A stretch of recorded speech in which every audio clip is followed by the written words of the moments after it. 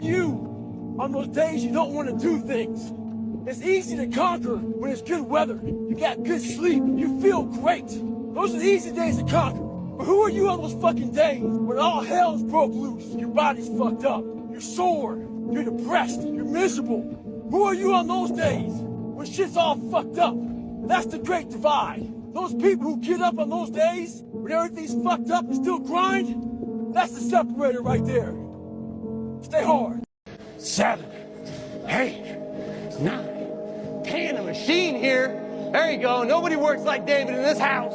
13. Come on. 14. Come on. 15. Shut that muscle down. 16. Come on. Get it. 17. You don't know me, son. Get it. 18. You don't know me, son. Get it. 19. You don't know me, son. Yeah. 20. You got some more in you. 21. Yeah. Get it again.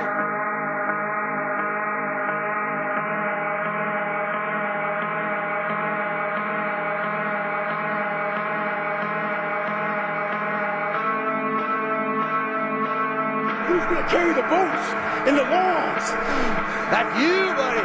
Come on, 23. Come on, 24. One more, David.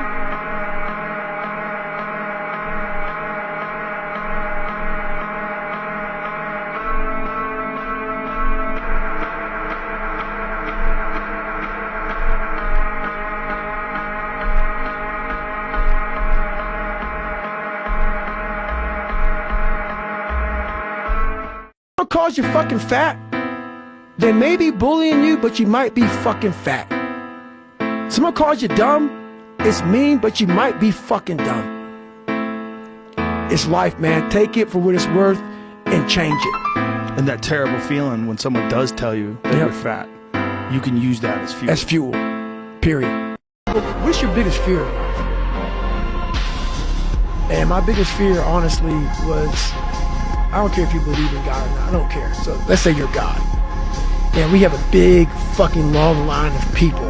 And I made it to heaven. 75 years old, I'm 300 pounds, I made it to heaven. I worked for Ecolab my entire life, spraying for cockroaches, that's what I did.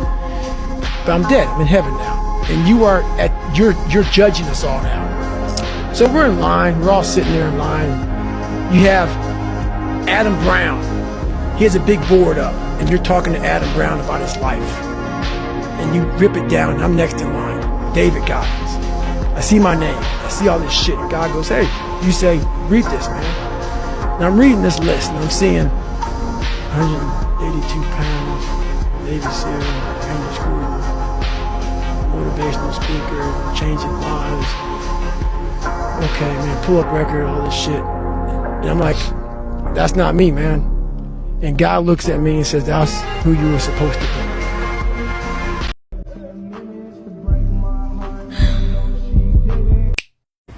So 2 guys asked me to help them train for a marathon. Oh, but they picked a shitty day to train. It's 40 degrees, raining, windy, nasty. Those cats are inside the treadmill. You can't let conditions dictate your outcome. They believe that if it rains or snows, or it's too windy, they may cancel the fucking marathon. They ain't canceling shit. You better train with whatever conditions they fucking give you. The person that usually fucking feels me, she's taking a day off in the car right now. Cause it's too nasty. Don't do the same. Stay hard. What happens, that alarm clock goes off at 4 a.m. to train. I don't want to be a SEAL today. I don't want to be whatever today. I'll start tomorrow. And that's the usual pattern of people's lives. Most people don't want to go to that extra mile. Most people don't want to find that extra because it sucks. It's miserable. It's lonely. Now I fucking thrive in that shit. That's the only place to be. Whatever you do, runners, right now, just don't think about the 135 miles of scorching highway in front of you.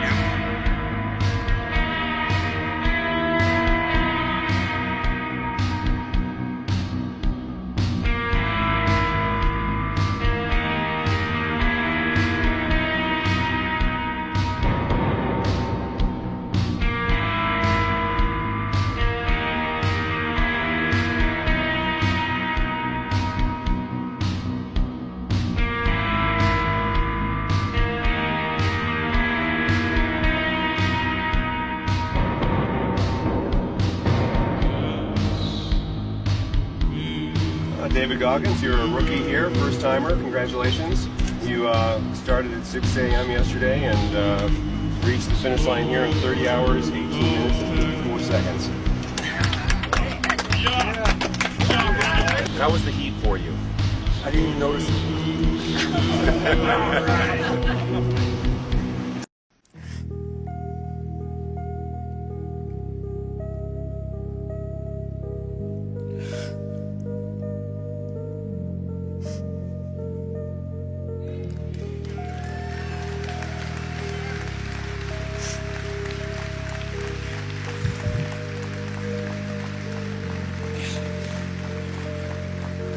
Who never picked me up?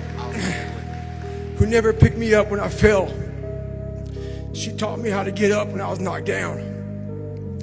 I thank my uncle for always being there for me. And I thank all of you out here who fought in these wars. You have no idea how big of a deal this is to me. I was not always this strong guy you see. I went through a lot of hard times in my life to get here today. And a story I'll tell you with real quick. I tried once to get in the Air Force to be an Air Force pararescueman. And I quit for fear of the water. I was 175 pounds. I left the Air Force 4 years later at 300 pounds. I went from 175 to 300 pounds. There's a long story in there on how that came to be. But I sat around and read a book on the Medal of Honor. And those guys, all I wanted to be was an uncommon man. And my whole life, I was not that. Much worse than that. But I read stories about men like you, Doc, who had the courage to jump on grenades and stuff like that. So I came home one day from working at a job called Ecolab where I sprayed for cockroaches. Made $1,000 a month, weighing 300 pounds. And I got home and I watched a show on Discovery Channel of guys carrying boats and logs, Navy SEAL training. And I decided to make a change in my life. And I called the recruiter up and he asked me these questions. He had to meet a certain age, like a certain height and weight limit. I was 6'1" and 300 pounds. He laughed at me. 7 other recruiters laughed at me. One recruiter finally said, "Come on in, I'm too busy to talk to you on the phone." He didn't know how much I weighed. I walked in the recruiter's office and he looked at me and he said, "You're fat and you're black." I said I want to be a Navy SEAL. I didn't know there'd only been 35 African-American Navy SEALs at that time in over 70 years. He said I basically had to lose 106 pounds in less than 3 months because of my age. I was getting too old. I came back 3 months later, 106 pounds lighter. Thank you.